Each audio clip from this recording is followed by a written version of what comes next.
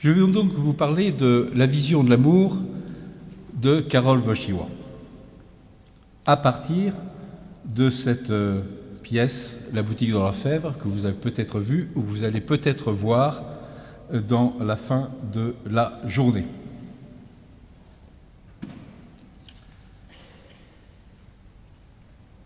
Et pourtant, le théâtre ne s'explique pas. Le théâtre, il se joue, il se vit, il se donne, il se reçoit. Mais tout de même, le théâtre de Jean-Paul II, le théâtre de Karol Wojtyła, a un tout petit peu besoin d'explication.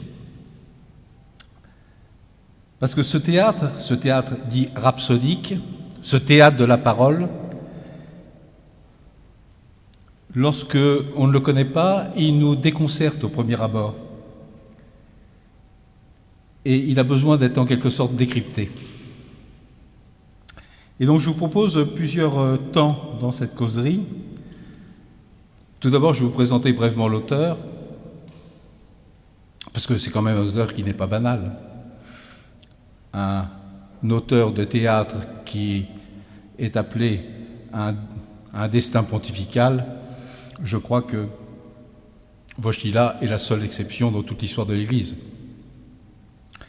Et puis je vous donnerai quelques éléments sur ce théâtre si particulier, qui est le théâtre rhapsodique. Je vous présenterai également la trilogie des grandes pièces de Wojtyła. La boutique dans la Fèvre n'est qu'un élément de cette trilogie qui doit se prendre dans son ensemble. Et puis je vous proposerai quelques réflexions, quelques perspectives qu'ouvre Karol Wojtyła sur l'amour humain et le mariage dans la boutique dans l'Orfèvre.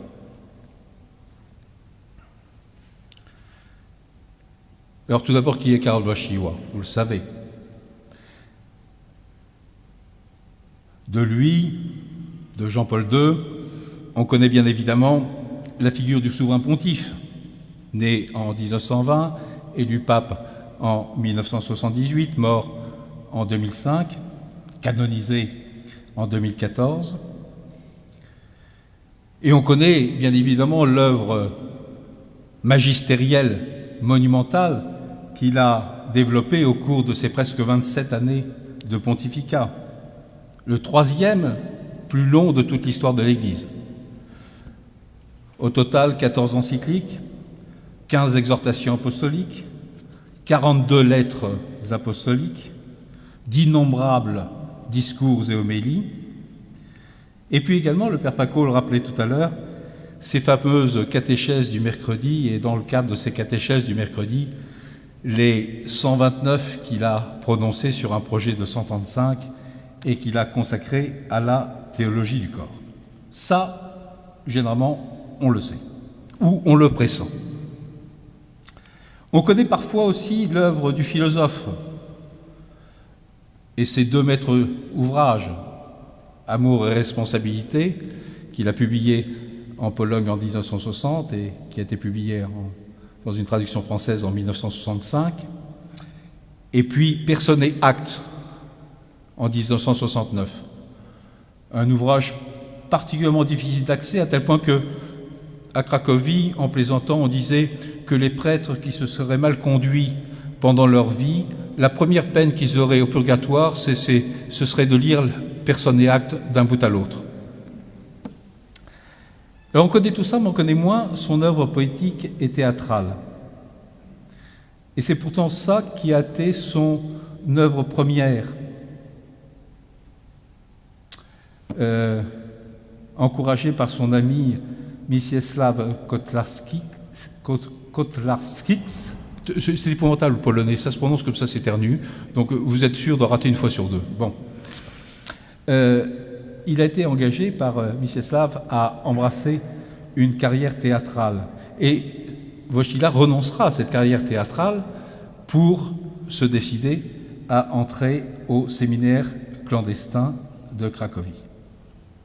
Et pourtant, même après son ordination sacerdotale, il continuera à écrire, après les quelques œuvres de jeunesse que malheureusement on a perdues, il continuera à publier des poèmes, il continuera à publier des œuvres théâtrales, même s'il le fait sous plusieurs pseudonymes, le plus courant étant celui de André Javienne, parce que son évêque de l'époque, le cardinal Sapieha, considérait qu'il était assez mal vu qu'un prêtre publie ainsi des œuvres profanes sous son nom.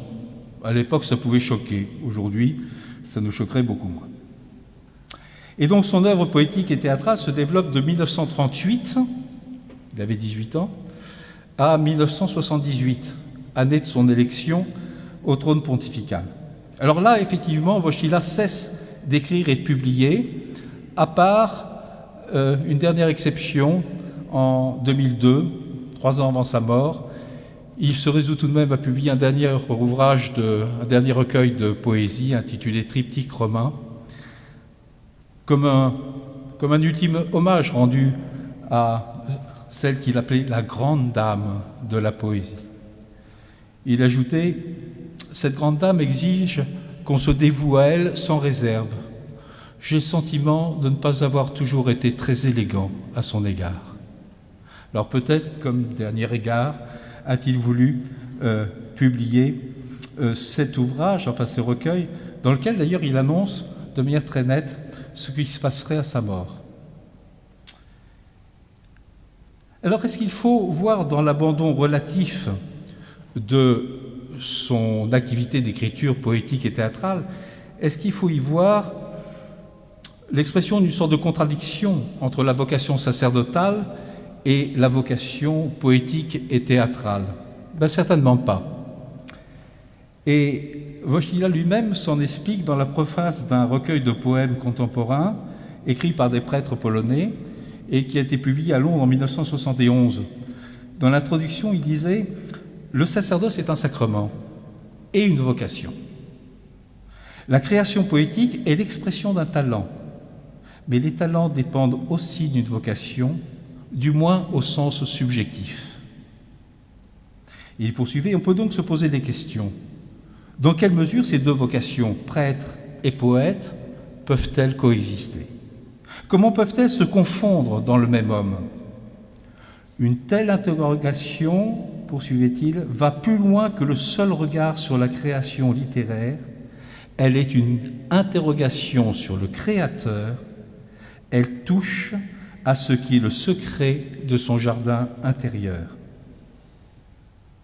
Et donc, vous voyez, Wojtyła est tout à la fois philosophe, théologien, homme de théâtre et poète.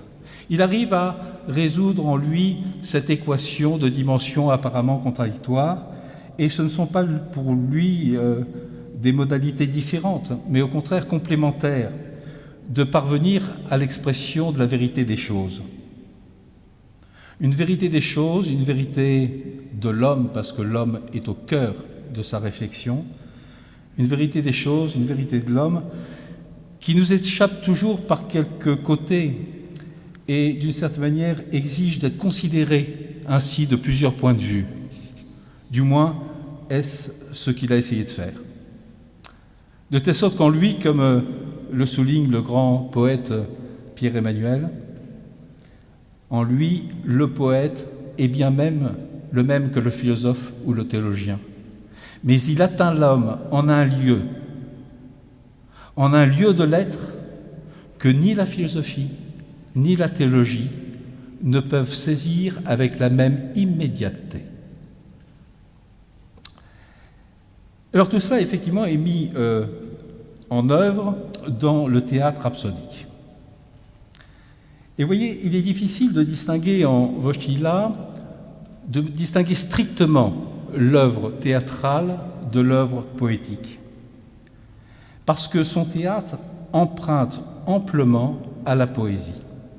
C'est la marque propre du théâtre rhapsodique, à la fondation duquel il participe dès 1941 avec Mieczysław Kotlarczyk. C'est un théâtre de la parole. C'est un théâtre de la parole dans lequel l'acteur est invité à se mettre au service d'une parole dans une forme d'ascèse du jeu théâtral et du geste qui doit le conduire, cet acteur, à s'effacer devant le texte dont il est porteur, afin de lui laisser exprimer toute la force de son langage poétique. Et donc le théâtre rhapsodique surprend par le dépouillement de ses décors et de sa mise en scène, vous le verrez tout à l'heure. Ces décors, cette mise en scène, ils sont très réduits au minimum. Et puis ce théâtre surprend par ses longs monologues méditatifs. C'est particulièrement vrai dans la troisième pièce de la trilogie dont je vous parlerai tout à l'heure, Rayonnement de la paternité, qui date de 1964. Alors cette caractéristique du théâtre rhapsodique, il s'explique pour une part, mais pour une part seulement, par les conditions de sa création. Parce qu'en fait, il s'est créé dans les conditions de l'occupation allemande. En 1941, la Pologne est sous occupation allemande. Et le théâtre rhapsodique naît et se développe dans la clandestinité. Les représentations, comme les répétitions, se font dans des appartements privés, devant un public extrêmement restreint, avec une mise en scène évidemment réduite à sa plus simple expression, avec des décors tout à fait minimalistes. Alors il y a cette contrainte évidemment du temps et des lieux, mais il y a davantage. Tout le théâtre rhapsodique, il est centré sur la parole poétique que l'acteur doit mettre en valeur par un dépouillement gestuel destiné à permettre au spectateur de pénétrer la puissance évocatrice de la parole elle-même. Wojtyła a beaucoup écrit du théâtre et sur le théâtre. Et dans ses écrits sur le théâtre, il définit le théâtre rhapsodique et montre comment il se différencie du théâtre classique. Je vous le cite. Nous avons l'habitude de voir dans le théâtre rhapsodique un théâtre de la parole. Qu'est-ce que cela signifie? Tout le théâtre n'est-il pas un théâtre de la parole? La parole ne constitue-t-elle pas, par définition, l'élément premier de tout théâtre? Oui, sans doute. Néanmoins, la place qu'on assigne à la parole n'est pas forcément la même. Tout comme dans la vie, la parole peut au théâtre participer de l'action et du mouvement, facteur et compagnon inséparable de tout geste humain. Mais elle peut aussi y être utilisée comme chant, bien distincte, autonome, destinée à contenir et à exprimer la pensée seule, à embrasser et communiquer une certaine vision de l'esprit humain. C'est justement sous cette seconde forme que la parole devient rhapsodique, et un théâtre qui en fait son principe de base, un théâtre rhapsodique. Il concluait dans ce passage, « Ainsi, sans chercher à trancher lequel de ces deux éléments, la parole ou le geste, serait plus ancien dans l'arsenic, nous pouvons admettre que dans la conception rhapsodique du théâtre, la parole constitue l'élément primordial. » Alors vous voyez, c'est ce qui confère au théâtre rhapsodique une certaine dimension intellectuelle et qui nous déconcerte, ou à tout le moins nous surprend. Et c'est ce qui différencie le théâtre rhapsodique d'un théâtre qui repose d'abord sur la mise en valeur d'une intrigue comique ou tragique. Et là encore, Wojtyła s'en explique dans ses écrits sur le théâtre. La parole, dit-il, moyen de proclamer avant tout certaines vérités, idées ou structures, et qui n'est plus considérée comme un simple accompagnement de l'action, fait qu'une représentation rhapsodique revêt essentiellement un caractère intellectuel et relègue au second plan l'histoire qu'il raconte. On n'y trouve pas de procédés dramatiques classiques, comiques ou tragiques, avec leurs situations, péripéties et dénouements, bref, tout ce qui compose habituellement une histoire écrite pour la scène. Ici, tout commence par une question posée directement par la parole, sans embâge, et c'est elle qui fait le jeu théâtral. D'habitude, toute pièce de théâtre qui se respecte pose un problème et tâche de le résoudre. Mais elle le fait à travers l'histoire qu'elle raconte, donc indirectement. Dans le théâtre rhapsodique, le problème est posé tel quel, dans toute son abstraction. Il ne se dissimule pas sous la trame d'une histoire, et si jamais histoire il y a, elle apparaît plutôt en marge du spectacle comme illustration du problème principal. Et donc cette option fondamentale du théâtre rhapsodique rejaillit sur sa dimension formelle, de telle sorte que sont par là confirmés un dépouillement du jeu et une simplicité de la mise en scène qui ne se trouvent pas seulement résulter des contraintes, des circonstances particulières dans lesquelles ce théâtre est né, mais qui est constitutif de ce théâtre.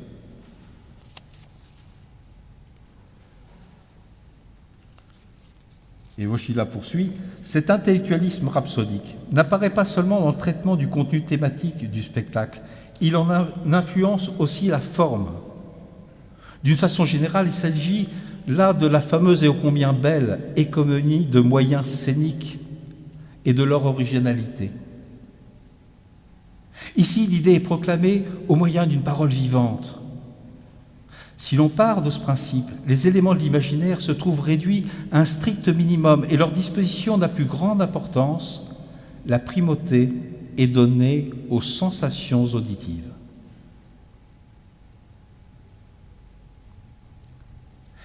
Alors ce caractère propre du théâtre rhapsodique exige bien évidemment beaucoup des acteurs. On pourrait dire qu'il réclame d'eux une exigence morale, qui confine à l'ascèse. Et là encore, Wojtyła s'en explique. Ce respect témoigné à la parole du poète n'a plus rien à voir avec les techniques du jeu ou de la récitation. C'est un principe moral. C'est donc sur des principes de nature morale que la jeune troupe rhapsodique a voulu fonder son travail. Le pathos en est définitivement banni et tous les efforts tentent à faire ressortir du texte la moindre parcelle de sa beauté sans qu'il soit modifié ou orienté de quelque manière que ce soit. Car ce théâtre où il y a tant de mots et si peu de jeux protège les jeunes acteurs contre le développement néfaste de la personnalisation, ne leur permet pas d'en rajouter au texte et les disciplines. Il semblerait en effet que la plus grande difficulté pour un comédien classique soit de suivre son personnage, autrement dit d'incarner ce qu'il est censé produire sur la scène.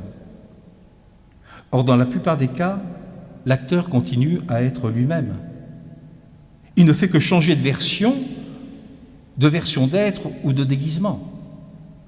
Cela lui permet peut-être de vivre pleinement son métier d'acteur, mais,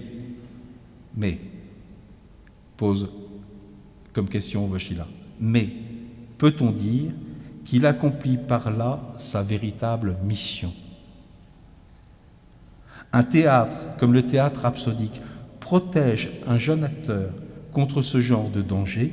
Ici, on ne lui demande pas d'être tel ou tel personnage, il n'a pas besoin de jouer un rôle. Tout ce qu'on attend de lui, c'est qu'il l'inscrive dans la conscience du spectateur par l'intermédiaire de la parole. Alors vous voyez, on atteint là le propre et en même temps le secret du style du théâtre rhapsodique, qui pourrait être qualifié comme un respect quasi religieux de la parole poétique. Et c'est ça ce que vous allez découvrir, vous avez découvert dans la pièce qui va être jouée pour vous. Alors cette pièce, La boutique d'Orfèvre, est un élément d'une trilogie, vous ai-je dit tout à l'heure. Et il importe d'évoquer les éléments de cette trilogie pour voir comment se situe La boutique d'Orfèvre au sein de cette trilogie.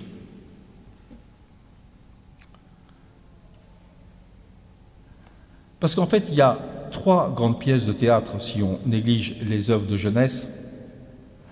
Il y a trois grandes pièces de théâtre majeures de Jean-Paul II et qui s'articulent les unes aux autres. Frères de notre Dieu. Frères de notre Dieu qui comporte deux versions, rédigées l'une en 1944, il était encore au séminaire, puisqu'il a été ordonné prêtre en 1946, le jour de la Toussaint. Donc, première version en 1944, et une autre version plus élaborée et amendée en 1950. La boutique de l'orfèvre, donc qui est jouée aujourd'hui, qui date de 1960 et qui est la plus connue. Et puis une troisième pièce, Rayonnement de la paternité, qui date de 1964. Seules les deux premières, Frères de notre Dieu et La boutique de l'orfèvre, étaient publiées et traduites en français jusqu'à la publication récente, en 2014, de Rayonnement de la paternité dans une traduction française. Et ces trois pièces semblent constituer une unité, non seulement parce qu'on y trouve dans chacune un même personnage central et mystérieux, le personnage d'Adam, mais parce que s'y dessine progressivement une réflexion sur la vocation de l'homme et qui culmine dans Rayonnement de la paternité. Je suis donc un peu obligé de vous parler de l'ensemble de ces trois pièces qui se comprennent d'une certaine manière l'une par l'autre. Je vais commencer par Frères de notre Dieu, ensuite je vous parlerai de Rayonnement de la paternité, la première et la dernière, pour ensuite revenir sur La boutique de l'orfèvre. Dans Frères de notre Dieu, Wojtyła met en scène un personnage historique polonais important, Adam Chmielowski. Adam Chmielowski était un artiste peintre assez connu qui, à un moment de sa carrière, a fait son chemin de Damas et a décidé d'abandonner la carrière artistique pour entrer dans les ordres. Et il est d'ailleurs devenu fondateur d'ordre, les Albertins et les Albertines, qui est un ordre voué au secours des plus démunis, on dirait aujourd'hui des sans-abri. Et Adam Chmielowski a été un personnage qui a beaucoup joué dans la vocation sacerdotale de Wojtyła. Parce que d'une certaine manière, ce qui est arrivé à Chmielowski, c'est ce qui lui est arrivé également. Wojtyła a abandonné la carrière théâtrale, qui était prometteuse, sa carrière théâtrale, pour décider d'embrasser la vocation sacerdotale. Il en témoigne d'ailleurs dans son ouvrage autobiographique « Ma vocation, don et mystère », où il dit « Dans l'histoire de la spiritualité polonaise, le saint frère Albert occupe une place particulière. » Albert, c'est son nom en religion, il s'appelait Adam Chmielowski dans la vie civile, si j'ose dire. Pas pour rien que le personnage central de trois pièces s'appelle Adam, vous comprenez?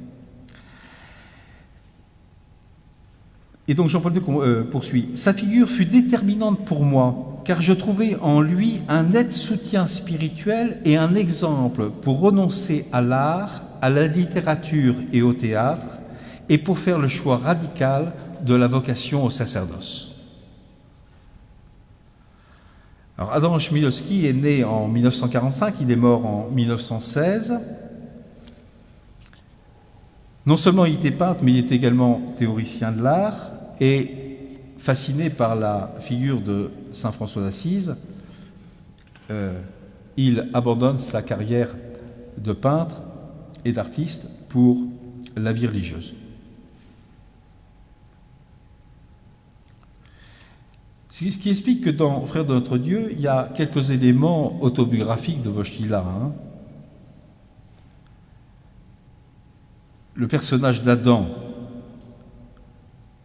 qui dans Frères de notre Dieu est clairement référencé au frère Albert, devient d'une certaine manière, dans La boutique de l'orfèvre, ce personnage mystérieux surgit nulle part et qui entre, vous le verrez ou vous l'avez vu, qui entre en dialogue avec les autres protagonistes, en leur faisant prendre conscience de ce qu'ils ne voient pas de prime abord.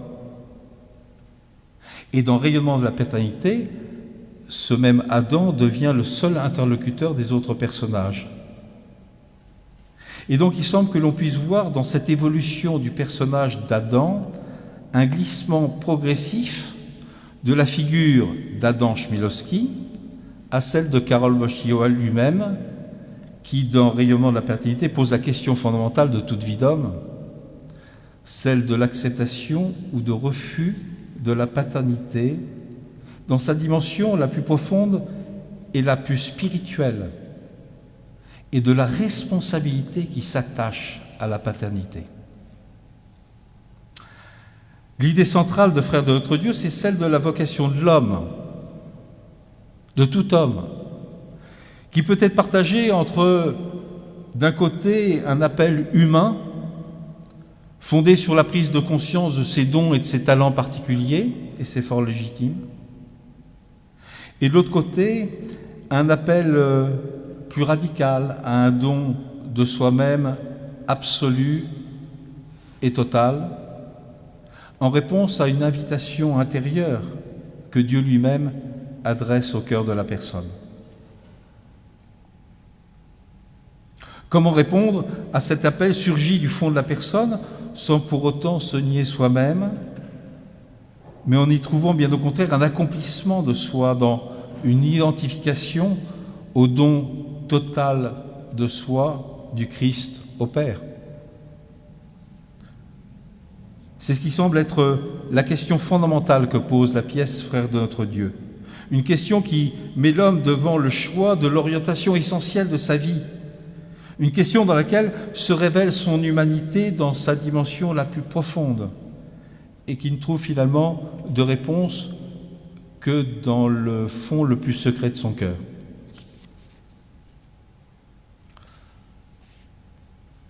En cela se révèle d'une certaine manière l'homme dans toute son humanité.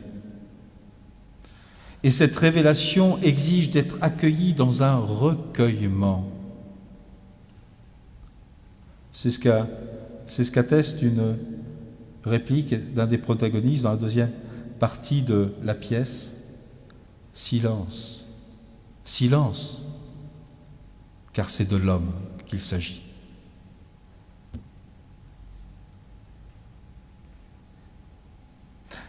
Rayonnement de la paternité maintenant. C'est la dernière pièce écrite par Wojtyła. En 1964, il venait d'être nommé archevêque de Cracovie et c'est la pièce qui achève et complète la trilogie, ou plus exactement le triptyque des grandes pièces théâtrales de Wojtyła. C'est la plus courte. C'est la plus courte et en même temps la plus dense et la plus difficile.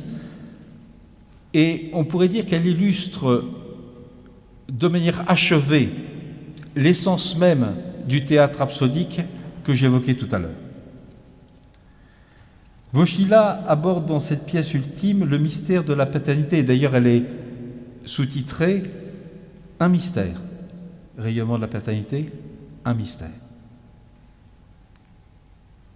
Ce mystère de la paternité, dont l'acceptation ou le refus constitue d'une certaine manière l'enjeu fondamental de toute vie humaine et engage en même temps l'avenir du monde.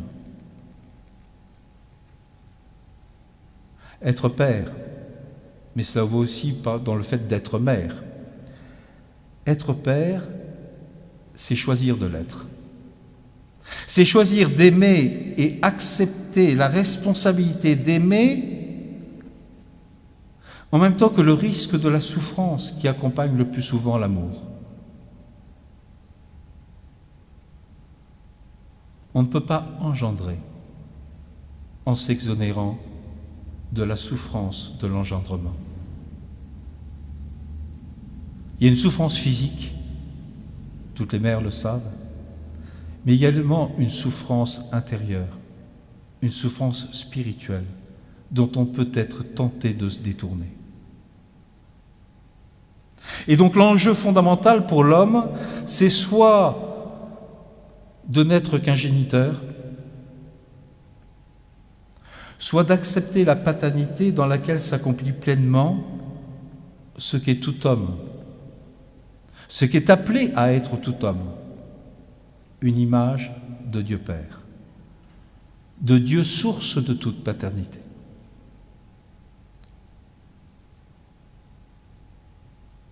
Mais dans cette deuxième hypothèse, l'homme doit accepter tout à la fois sa dépendance à l'égard de la paternité de Dieu et d'une certaine manière sa dépendance à l'égard de son enfant.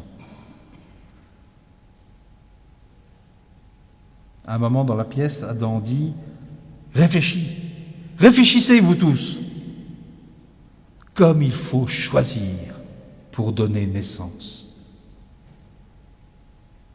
Vous n'avez pas réfléchi à cela? Pour donner naissance, on doit choisir, plus encore que pour créer. C'est en cela que consiste le rayonnement de la paternité. Et donc se fait jour l'idée qu'il ne suffit pas d'engendrer pour être père. Il faut donner naissance par choix, c'est-à-dire assumer sa paternité.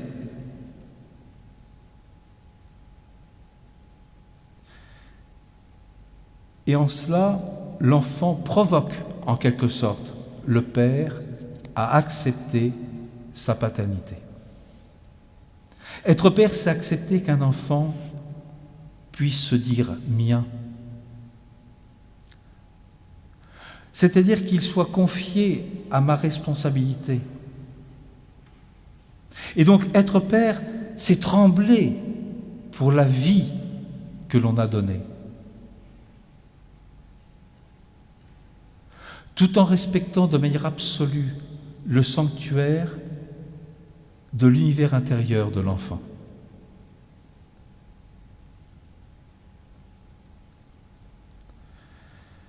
Et en même temps, c'est dans la paternité que l'homme découvre son accomplissement dans une forme de don plénier de lui-même qui n'a pas son équivalent. Là encore, dans la pièce, Adam dit « Certains mots sont lourds de sens, même de petits mots. Ainsi en est-il du mot « mien ». Par ce mot, j'accueille comme à moi, mais en même temps, je me donne moi-même.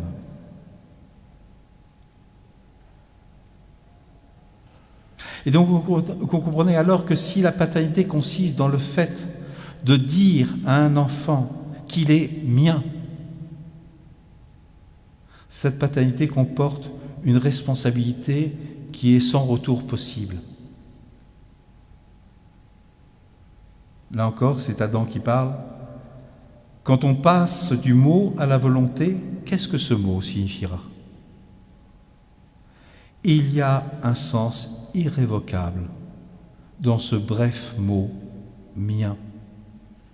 Je sens que l'on ne peut plus faire retour en arrière.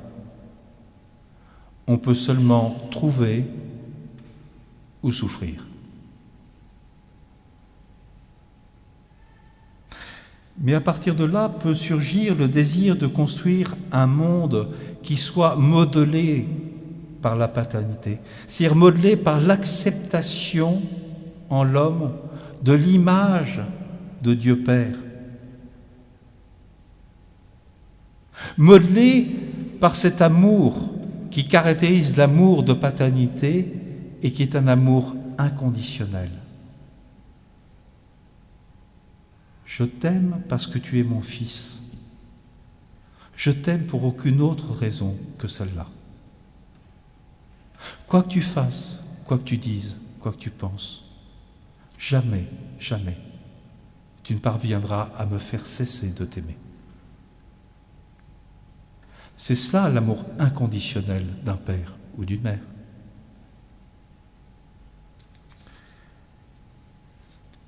Et donc Adam dit dans la pièce, peu à peu, en s'adressant à l'enfant, peu à peu, j'apprends à travers toi ce que signifie être père. Cela signifie avoir les liens les plus forts avec le monde. Alors, modelons ce monde ensemble.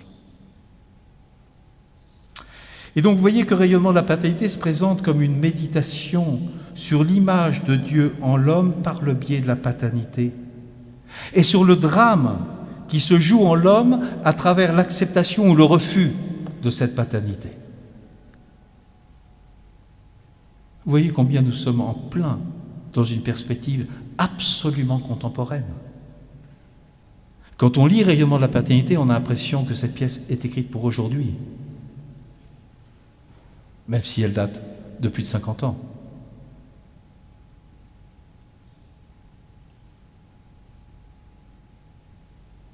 Parce que l'homme est mis devant cette alternative. Soit il accepte cette paternité et par là sa dépendance à l'égard de Dieu Père, il accepte à l'égard du Père, avec un grand P, de devenir sien, soit il préfère préserver son indépendance et sa maîtrise sur le monde, en refusant de se dessaisir de lui-même. Et donc la pièce s'achève sur une question non résolue. L'homme choisira-t-il la paternité dans la reconnaissance de la paternité universelle de Dieu, ou bien de construire un monde à l'image de sa solitude, quitte à ce que ce monde soit désunifié et exposé à sa possible désintégration.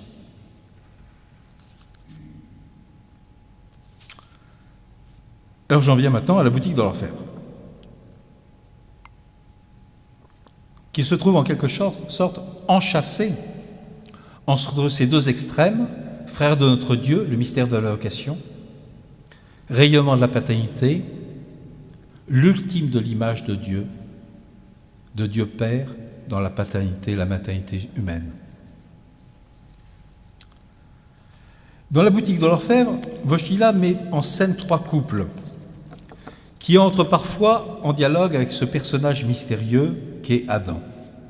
Il y a le couple de André et Teresa, que la vie a séparés, puisque André, on l'apprend au cours de la pièce, et même à la fin de la pièce, André est mort à la guerre. Le couple de Stéphane et d'Anna, qui peu à peu se désagrège dans une indifférence mutuelle et même une hostilité. Et puis le couple de Christophe et Monica, qui sont les enfants des 2 premiers couples, et qui aspirent à un bonheur que n'ont pas connu leurs parents, tout en portant le poids de leur blessure familiale. Christophe n'a jamais connu son père, et Monica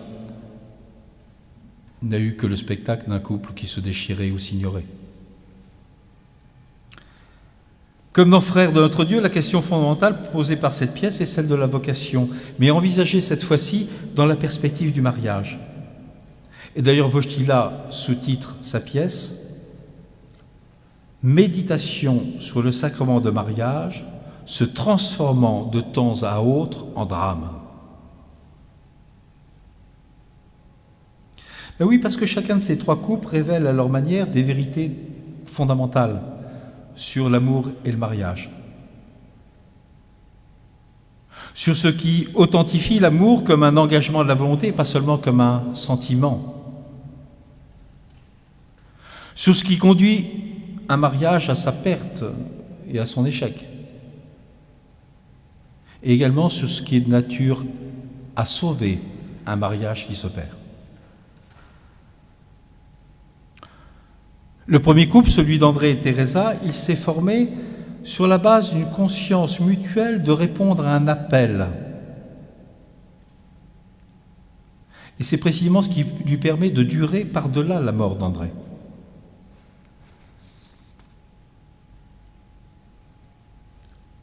Teresa.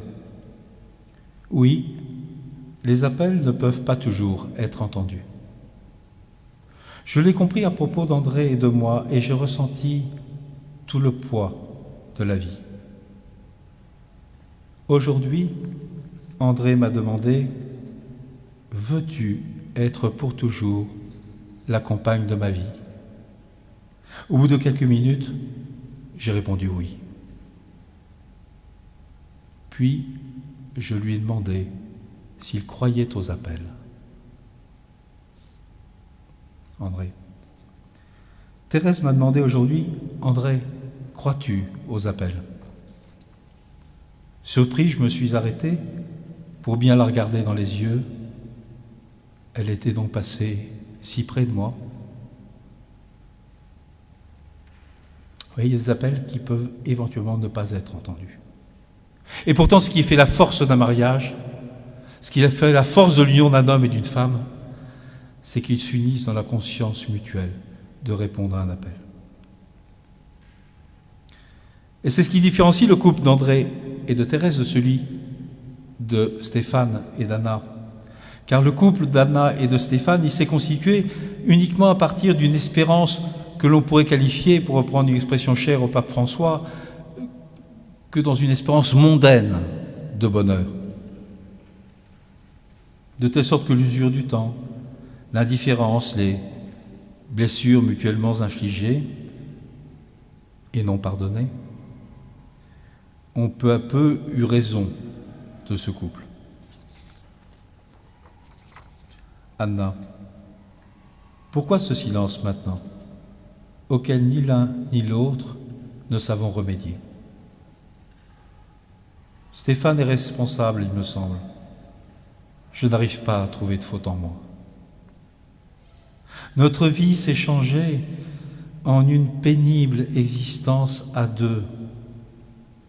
Nous avons de moins en moins de place l'un dans l'autre. Il ne nous reste que la somme des devoirs, conventionnels et instables.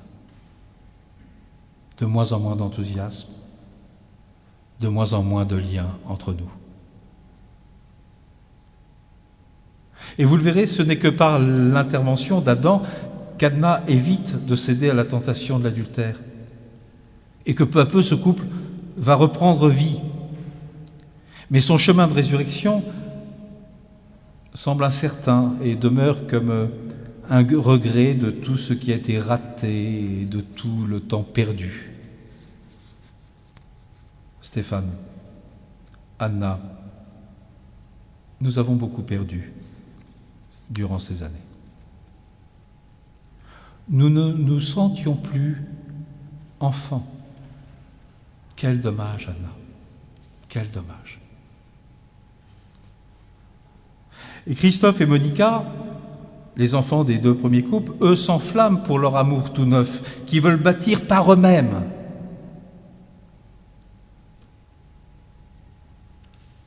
Par eux-mêmes comme une manière de se libérer d'un héritage familial trop pesant, pour des raisons différentes, l'un et l'autre.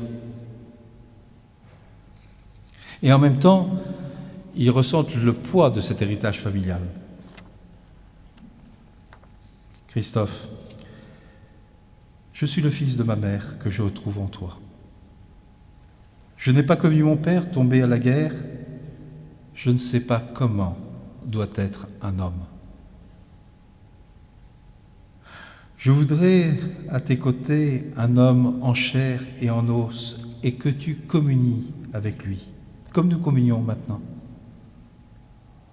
Chérie, comment se fait-il que je quitte ma mère pour la retrouver en toi? Non, commençons une vie nouvelle, soyons des êtres nouveaux.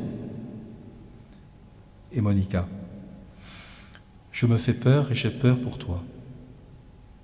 Ton père est parti, il est mort, pourtant l'union de tes parents survit, tu es son légataire. Moi, mes parents sont des étrangers l'un pour l'autre. Pas l'ombre en eux d'une communion à laquelle on rêve quand on accepte le cadeau d'une vie à deux et qu'on veut le donner. Chérie, ne faisons-nous pas fausse route? Notre amour pourrait-il durer? Ne t'éloigneras-tu pas un jour comme mon père devenu étranger à la maison? Ne m'éloignerai-je pas comme ma mère? Peut-on aimer quelqu'un toute sa vie? Je t'aime en ce moment, mais après? Qu'y aura-t-il après? Quelle angoisse devant l'avenir. Et donc la question centrale de la pièce est celle de la vocation du mariage, vous voyez. Le mariage est-il une simple réponse à un appel de la nature, à une effervescence des sentiments, une effervescence inévitablement fugitive? Si le mariage n'est que cela, il est en danger. Ou bien le mariage doit-il être envisagé et voulu comme une réponse à une vocation, à un appel perçu au tréfonds de l'être même de la personne, pour réaliser avec telle autre personne une communion d'amour qui soit autant qu'il est possible, à l'image de la communion trinitaire des personnes divines. C'est cela qui semble être l'enjeu du mariage et l'enjeu de la pièce.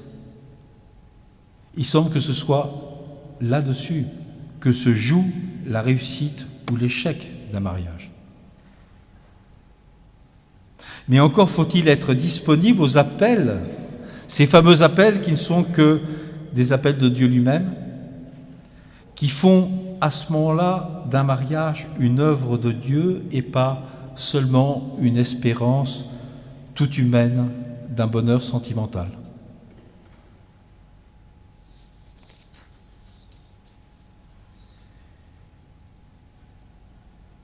Voilà la dynamique de la pièce telle que je l'appréhende bien imparfaitement, mais de cela on peut tirer un certain nombre de vérités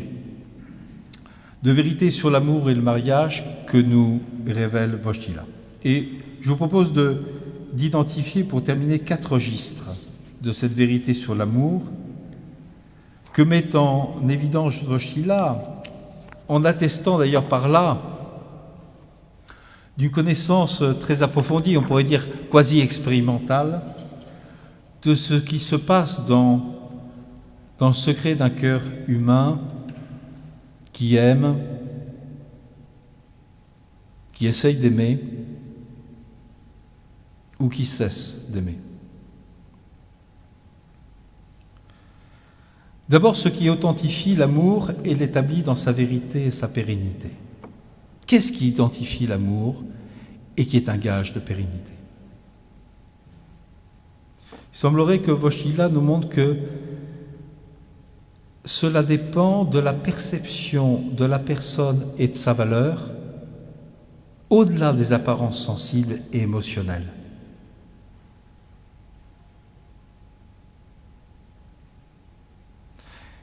Et c'est assez bien mis en évidence dans le premier tableau à travers l'expression des sentiments intimes d'André.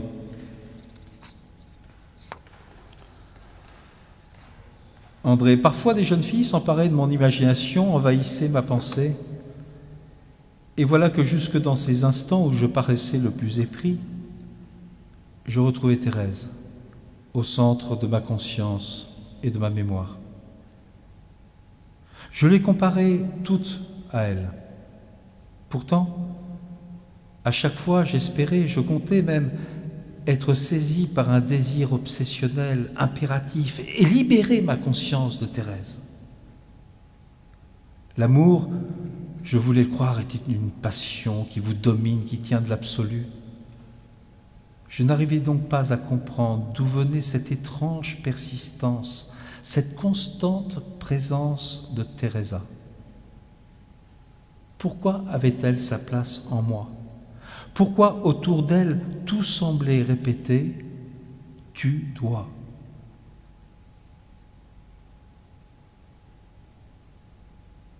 Et Wojtyla semble vouloir nous montrer ainsi que l'amour dans sa dimension élémentaire et naissante, mais en même temps obligée, c'est-à-dire l'effervescence des sentiments et de la passion. Cet amour dans sa dimension naissante peut être une illusion et d'une certaine manière une subtile recherche de soi-même, dans une forme de délectation sensible, parce que finalement c'est très délicieux d'être amoureux. C'est même très nécessaire, mais c'est insuffisant. C'est le mot Saint-Augustin au début de ses confessions, en évoquant ses amours de jeunesse. « Amare amabam », disait Saint-Augustin. « J'aimais aimer. J'aimais aimer. » Et donc, André découvre qu'il y a, au-delà de la passion, au-delà de cette effervescence sentimentale et délicieuse, une vérité supérieure de l'amour qui consiste dans l'engagement de la volonté. Tu dois. L'amour n'est pas que passion, il est détermination de la volonté à l'égard d'une personne que l'on choisit d'aimer.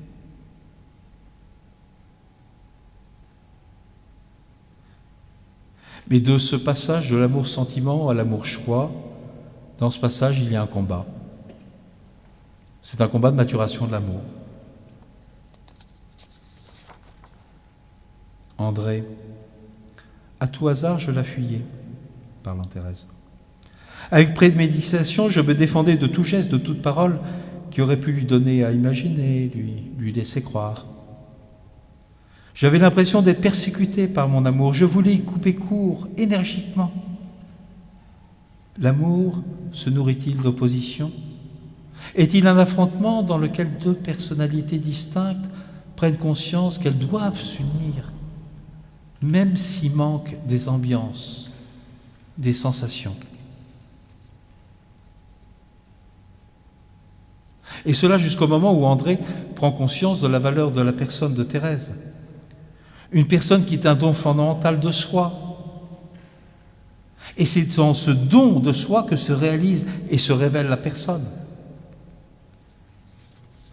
Là encore, André. Depuis quelques années, elle marchait à mes côtés, elle allait, elle s'épanouissait. Je ne la voyais pas.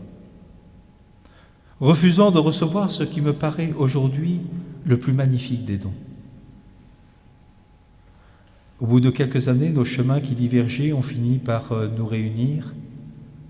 Ces quelques années ont été inestimables pour nous apprendre à lire la carte complexe des appels et des signes. Il le fallait.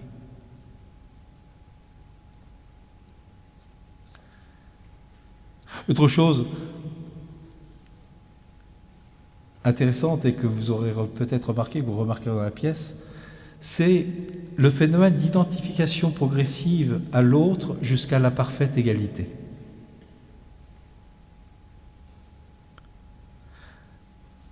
C'est attesté par les remarques que Thérèse fait de sa taille par rapport à André. Devant le magasin de chaussures, où Thérèse rêve aux chaussures à talons hauts, elle dit « André était beaucoup plus grand que moi ». Et donc il lui fallait absolument les chaussures à talons hauts pour être à la taille d'André. Mais elle dit « André était beaucoup plus grand que moi ». Penser aux chaussures, c'était donc penser à André. Un peu plus loin, lorsqu'elle pense à son mariage, donc nous sommes une étape plus loin dans la maturation, elle pense à son mariage, elle s'y imagine, et elle dit « Nous sommes bien assortis, André et moi. Je suis presque aussi grande que lui. » Ah tiens. Et puis, lorsqu'elle évoque le jour du mariage, « Me voici aux côtés d'André. Je suis aussi grande que lui. Nous sommes élégants tous deux et mûris, il me semble. » Étonnant, hein? Deuxième chose, ce qui fait que l'amour peut se perdre. Et là, évidemment, c'est le couple d'Anna et Stéphane. Ce qui fait que l'amour se perd, c'est avant tout l'indifférence à l'autre, qui devient une sorte d'étranger intérieur. Il cesse d'habiter l'intérieur de la personne. Et le mariage se réduit alors à une simple coexistence, vidée de sa communion.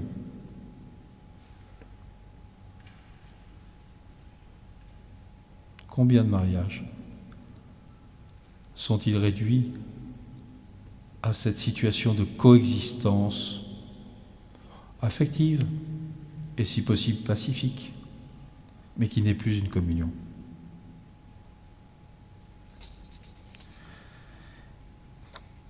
Et c'est ce qu'avoue Anna.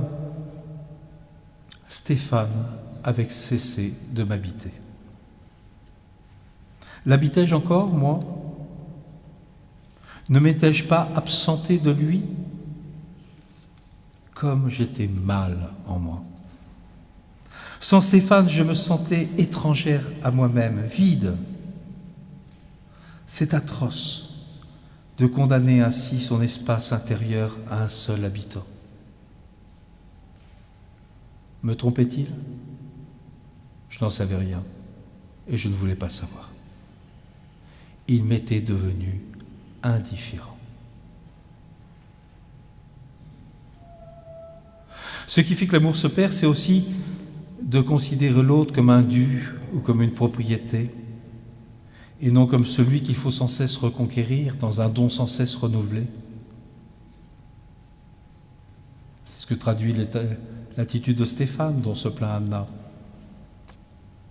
Anna, en apparence, rien n'avait changé. Stéphane se conduisait comme auparavant, mais il ne savait pas guérir la blessure ouverte dans mon âme. Il ne le voulait peut-être pas. Il se croyait, lui, dans son droit. Moi, je refusais d'être considéré comme une propriété, et encore moins acquise une fois pour toutes. Troisième chose, ce qui peut sauver l'amour. Ah oui, parce qu'il y a quand même une espérance dans cette pièce. Une très belle espérance. Ce qui peut sauver l'amour, et c'est ce qui est probablement le plus difficile à comprendre dans cette pièce, parce que la figure de l'époux, le visage de l'époux avec un grand E, si on n'a pas le texte, on ne comprend pas que époux est parfois écrit avec un E majuscule et parfois avec un E minuscule. Et donc ce qui peut sauver l'amour, et c'est ce que Adam enseigne à Anna, ce qui peut sauver l'amour, c'est la reconnaissance de la figure de l'époux, E majuscule, dans l'époux, E minuscule. C'est, pourrait-on dire, la dimension la plus mystique de la pièce.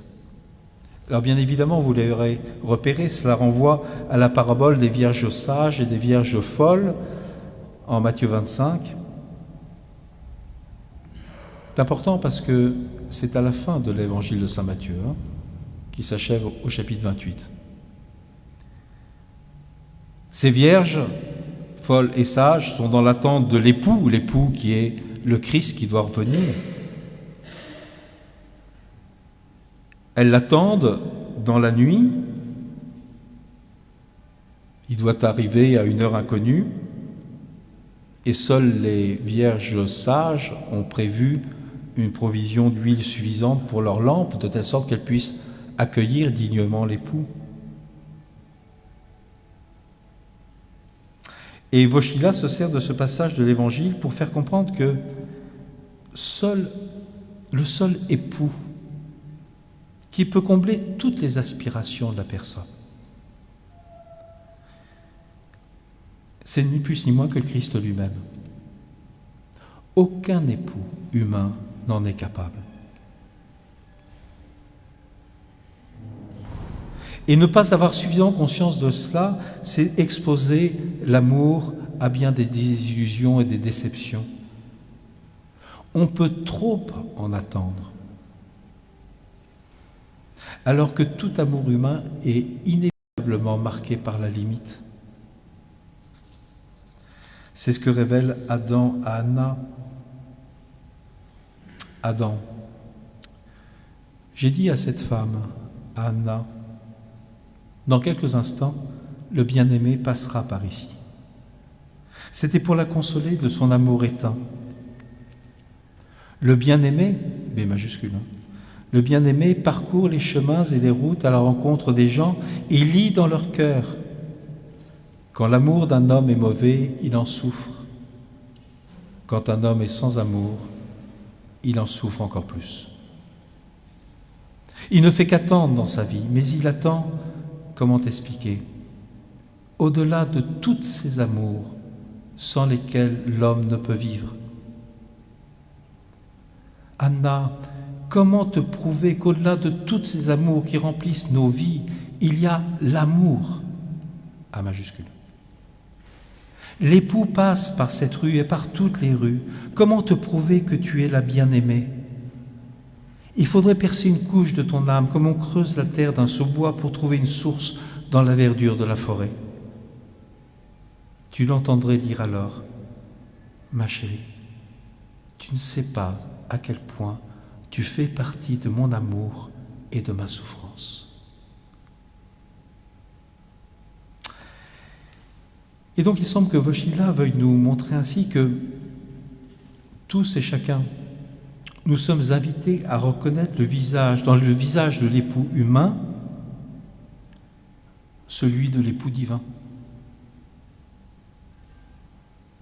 Ce qui veut dire que dans le mariage, l'époux divin se donne à travers l'époux humain.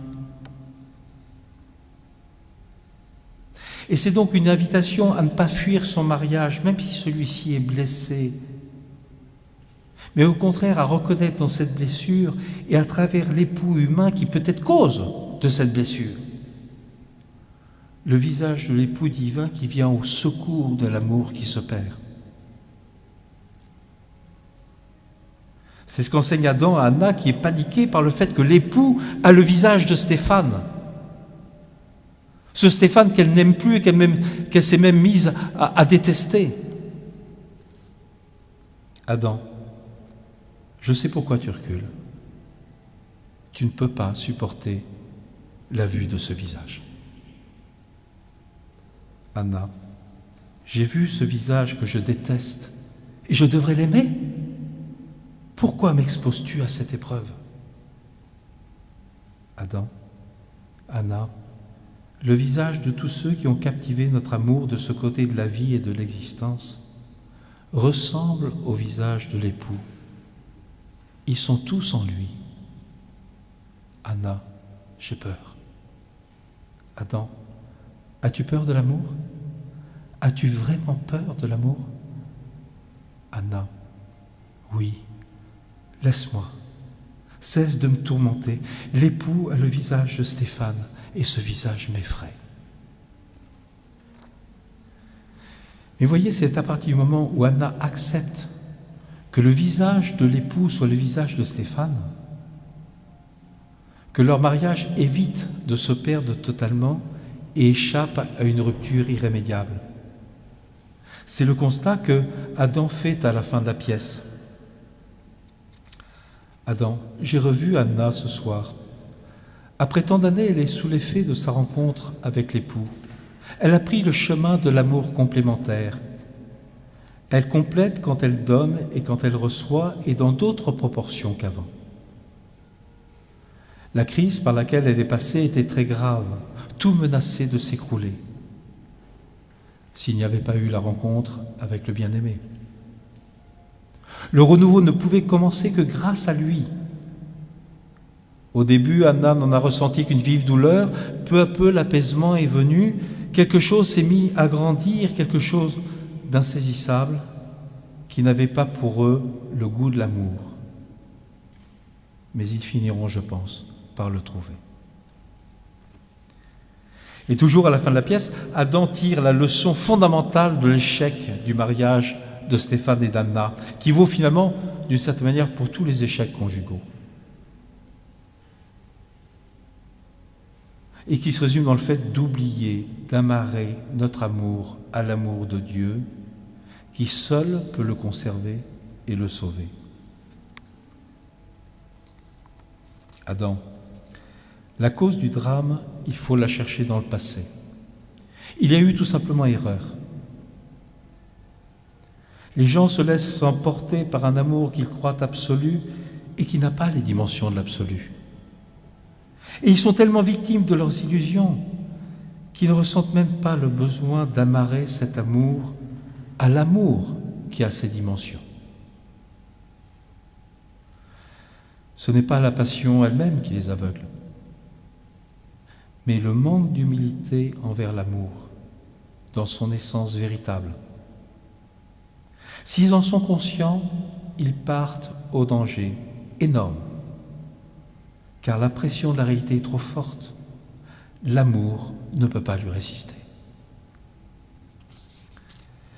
Dernier point que nous révèle, dernier point parmi ceux que nous révèle Jean-Paul II et que je propose, c'est ce qui est la mission de l'amour. Quelle est la mission de l'amour? L'amour, c'est la grande vérité et la grande nécessité de notre vie. C'est une des premières choses qu'enseignera Jean-Paul II, une fois devenu pape, dans sa première encyclique Redemptor Hominis. Au numéro 10, il dit « L'homme ne peut vivre sans amour. Il demeure pour lui-même un être incompréhensible, sa vie est privée de sens s'il ne reçoit pas la révélation de l'amour, s'il ne rencontre pas l'amour, s'il n'en fait pas l'expérience et s'il ne le fait pas sien, s'il n'y participe pas fortement. » Mais voyez, cet amour que recherche tout homme, il est le lieu de bien des équivoques et des illusions.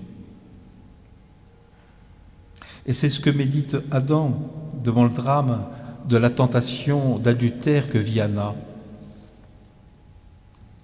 Adam, cela me porte à réfléchir sur l'amour humain.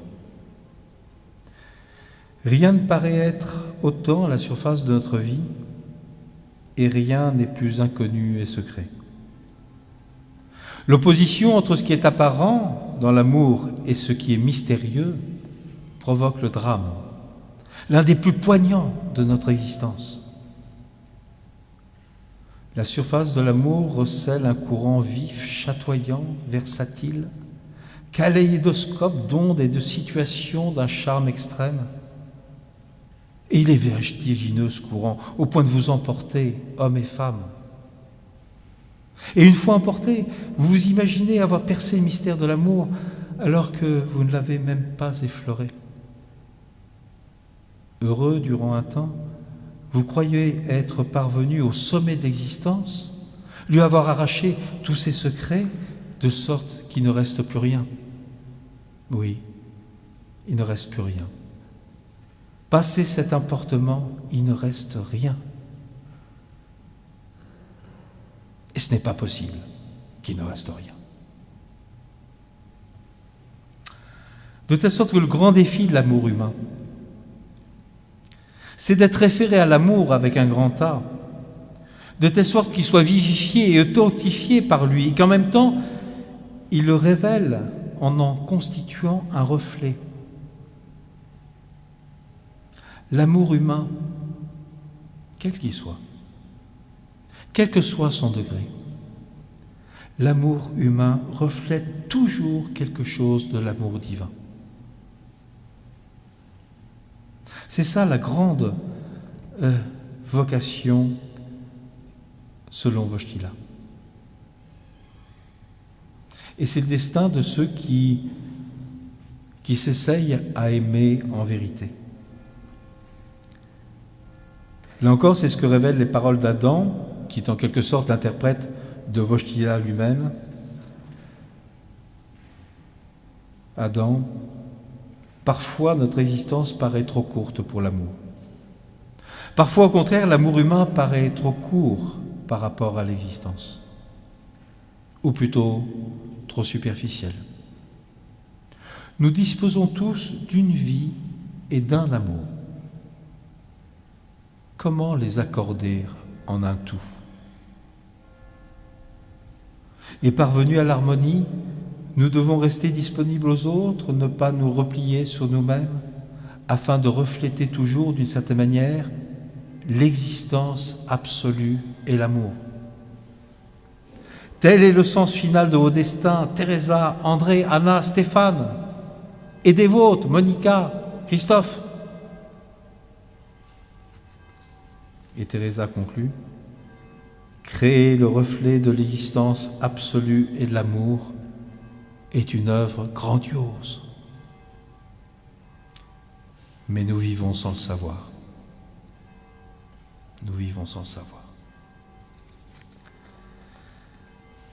Alors je conclus. Vous voyez, dans cette pièce, La boutique de l'Orfèvre, Wojtyla se révèle comme capable de mettre en évidence tout à la fois les aspirations les plus profondes de la personne dans l'amour et tout ce qui menace la vérité de cet amour. Et on ne peut manquer d'y percevoir toute l'expérience du pasteur Cette expérience qu'il a forgée auprès de tous ces couples qui formaient ce réseau, ce milieu, ce środowisko, comme on dit en polonais, qui est absolument intraduisible, en même temps qu'imprononçable, et qu'il avait constitué durant des années à partir de ce premier noyau qui a pris naissance dans le cadre de la paroisse Saint-Florent de Cracovie, où il a été nommé dès 1948, et puis à travers son activité d'aumônier des étudiants de l'Université catholique de Lublin, à travers toute son activité de professeur. On y perçoit également tout ce qui transparaît de son ouvrage Amour et responsabilité, qui date de la même époque que La boutique d'Orfèvre, 1960, la même année. On pourrait dire que La boutique d'Orfèvre est l'œuvre ésotérique de Wojtyła qui correspond à l'œuvre ésotérique qu'est Amour et responsabilité. Et en cela, Wojtyła se présente dans une figure très moderne. De Sartre, par exemple, on a l'être et le néant, et on a son théâtre.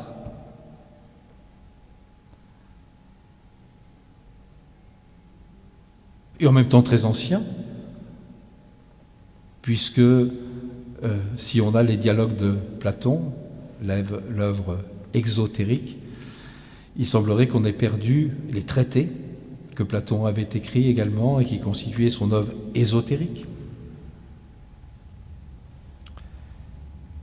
Et donc on y perçoit toute cette réflexion fondamentale sur l'amour et la responsabilité, et on y voit se profiler comme une sorte de prolégomène. On voit se profiler toute la réflexion qu'il développera quelques dizaines d'années plus tard dans cette théologie du corps qui donnera la matière à ces catéchèses du mercredi, ces catéchèses que Benoît XVI n'hésitera pas à qualifier d'inoubliables et que le pape François n'hésite pas lui-même à citer à près de 30 reprises dans son exhortation sur la famille à Maurice Laetitia. Et voyez, en ce sens-là, Wojtyła, ce n'est pas seulement un grand poète, un grand philosophe et un grand théologien. Ce n'est pas seulement un saint proclamé par l'Église pour notre époque. On pourrait dire que Wojtyła, c'est un prophète pour notre temps. Un prophète pour notre temps qui a tellement besoin de redécouvrir l'amour dans sa vérité profonde, dans sa vérité éternelle, et qui d'une certaine manière crève. Il suffit que nous ouvrions les yeux en sortant de cette Église qui crève de ne pas avoir accès à cette vérité. Je vous remercie.